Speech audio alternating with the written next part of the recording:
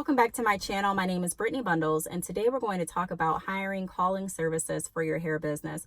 So if you are interested in this video, be sure to give it a big thumbs up. Please make sure that you are subscribed, and let's get right into the video. So pretty much what prompted me to look into calling services is the additional help.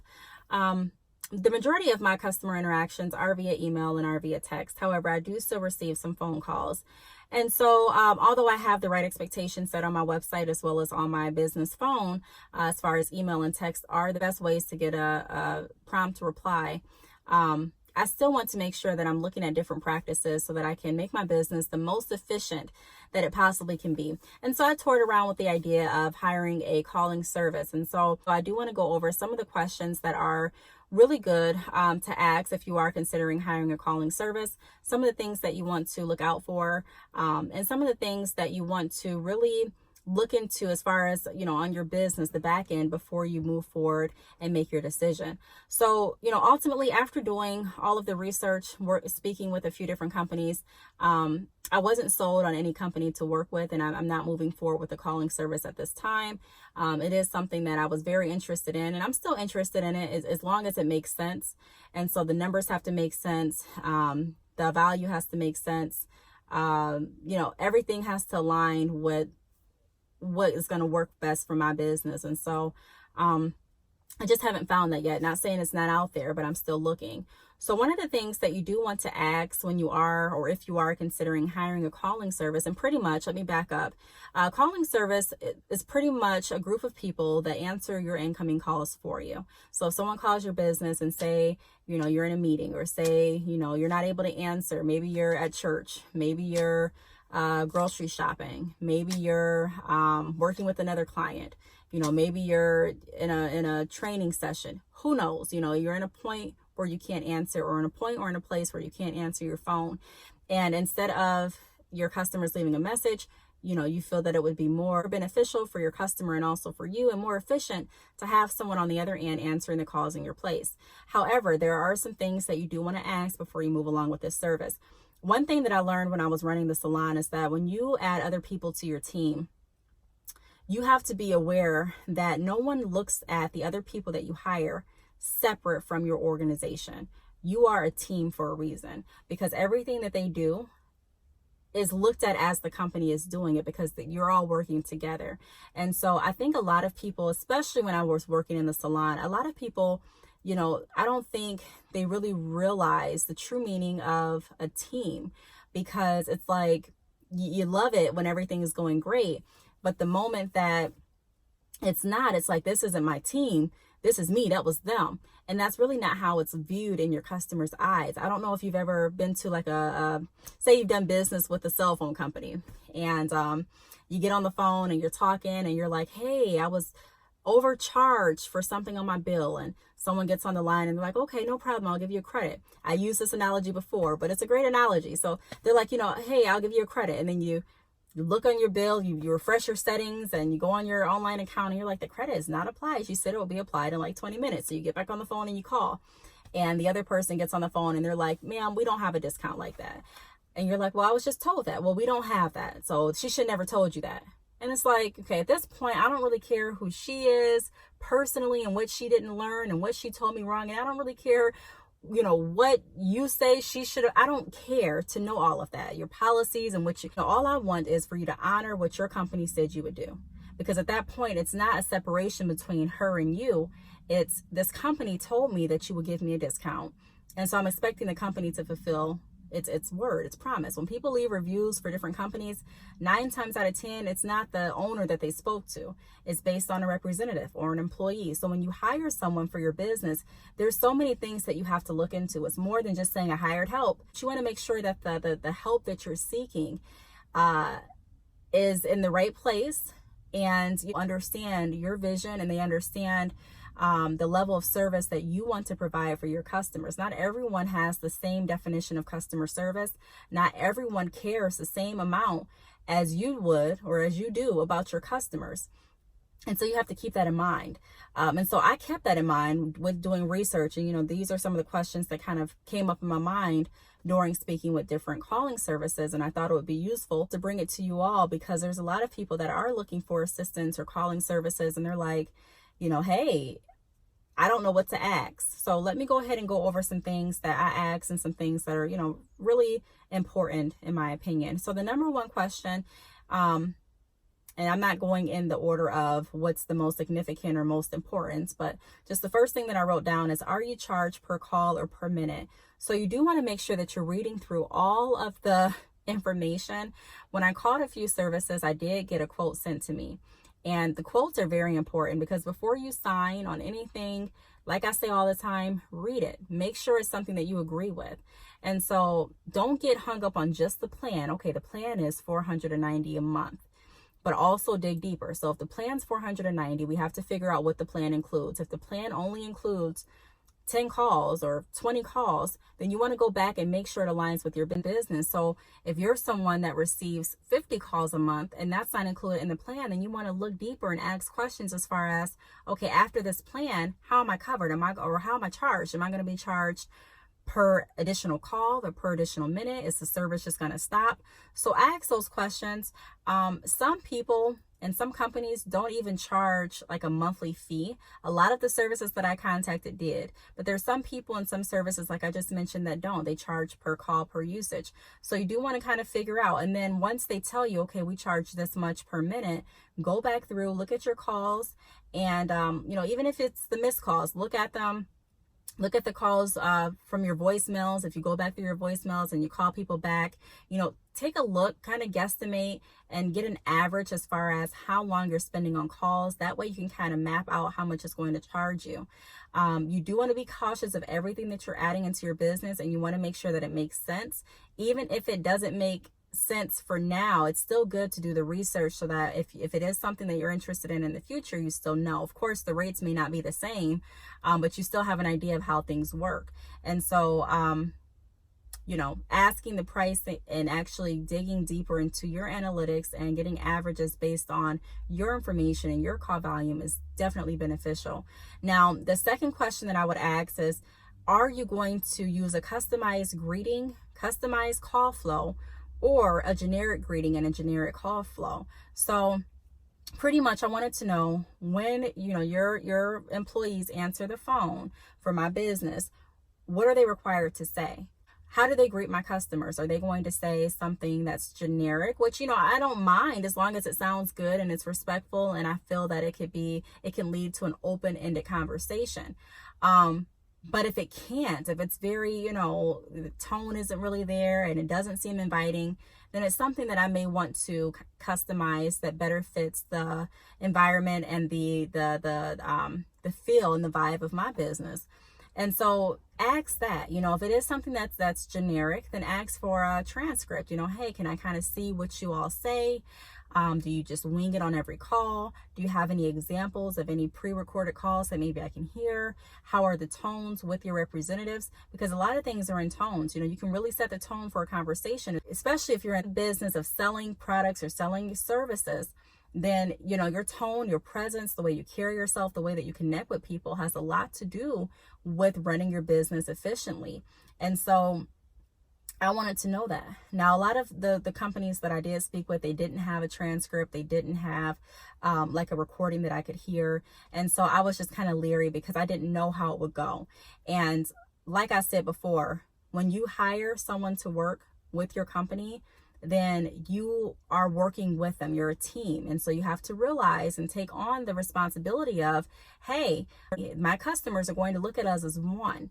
And so even if you decide not to pay them and break off the contract, in a month, or if you terminate your agreement or whatever you decide to do, there could potentially be some damage that company did to your customers and to your business that you can't really, or that may take some time for you to redeem yourself from. So I'm just saying, be cautious of that and ask questions. Don't feel like you're asking too much. Don't feel like you're a burden, but you want to ask these questions because you want to make sure ultimately that you're doing the best thing for your business and for your customers.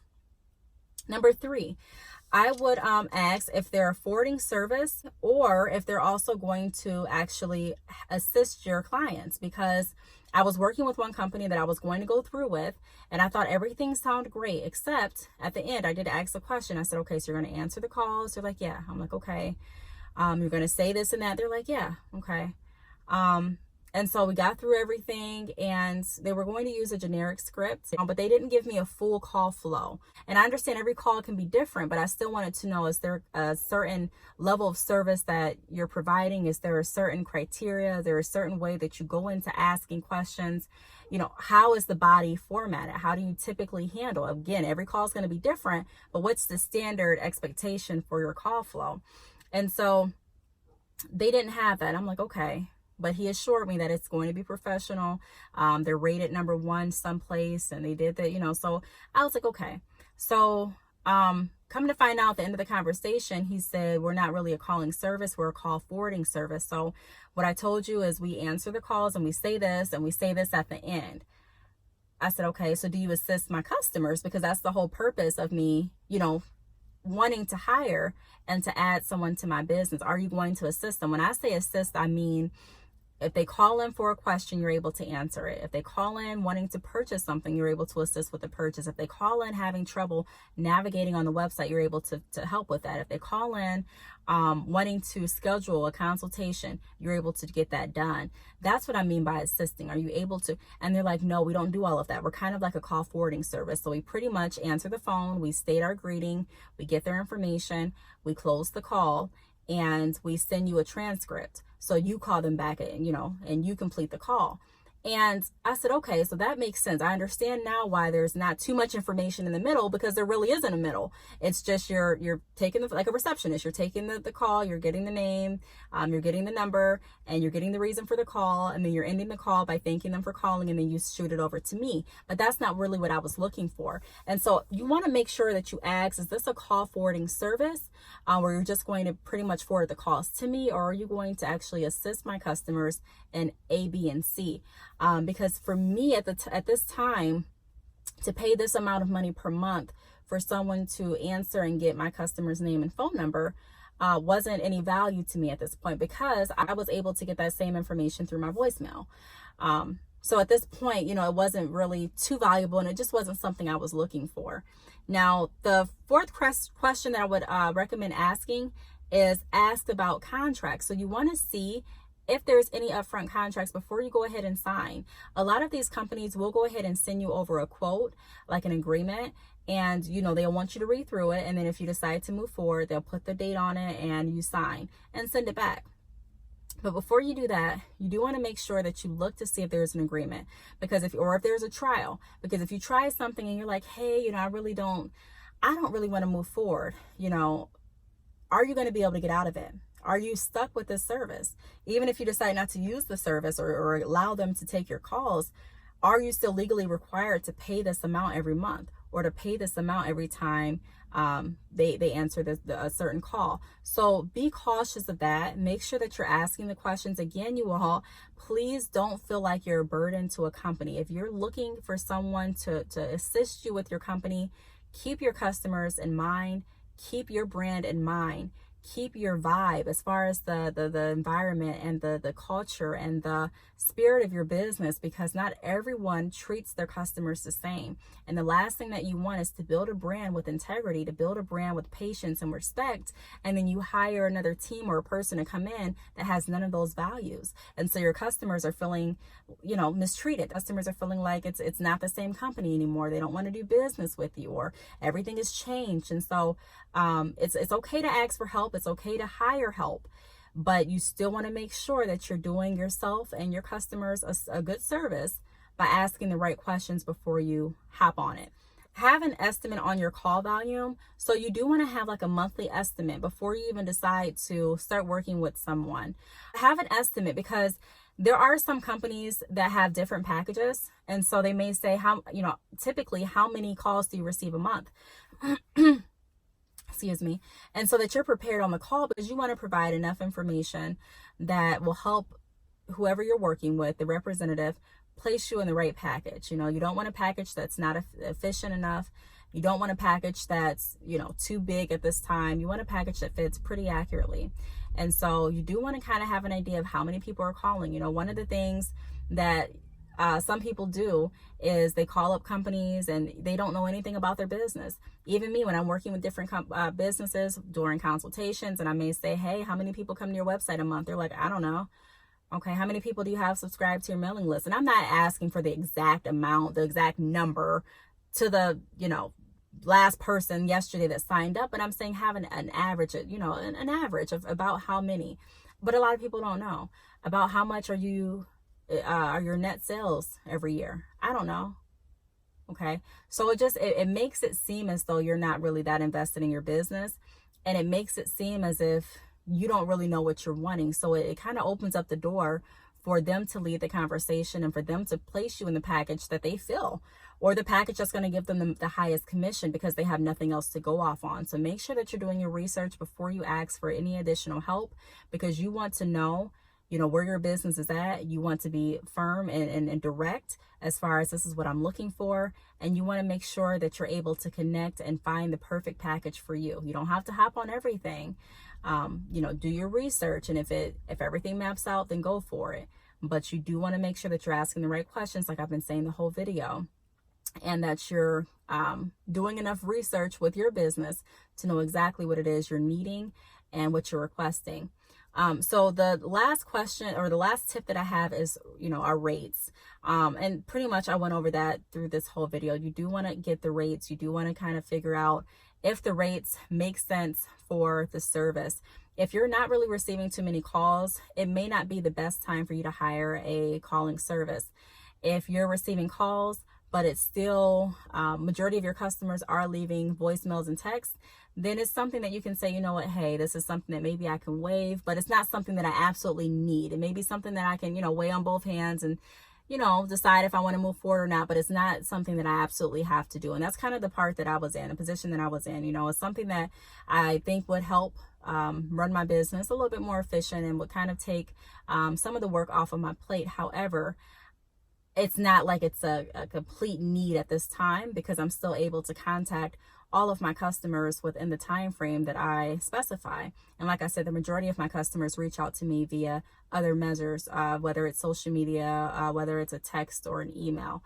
And so, it's fine. But I still wanted to look into another option, and I wanted to come and make this video for any of you that are interested in hiring calling services, just to give you kind of like a focus point and a few questions that you may want to ask if you are interested in moving forward with hiring someone or adding help to your business. Now, I do want to say this before I close out the video. Always remember how important it is when you are getting anyone or hiring anyone to work for you, or a service to work for you, because everything is going to be looked at as your brand. People are not going to notice the difference between the calling service and your hair company.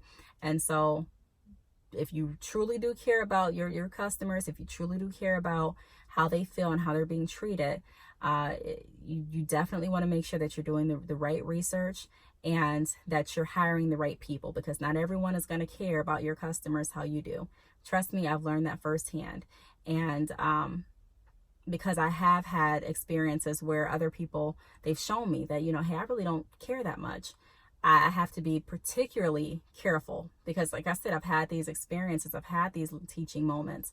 And so I just wanted to put this out there. Be careful. Don't hop on everything immediately. I talk a lot about moving forward, just going forward, but go forward with a plan. And before you even get involved and sign into a contract or working with a company, make sure that it's a company that, their beliefs and their values align with your company's beliefs and values. It's more than just the price, and it's more than just how many calls can you take, but it's also about what do you believe in and how do you all speak to clients? How will you speak to mine? How will you, get the job done? Not if you'll get the job done, but it's how. It's not just about what you do, but it's how you do it. So if you have any questions, feel free to leave them down below. Thank you so much for watching, and I will see you all in my next video. Bye.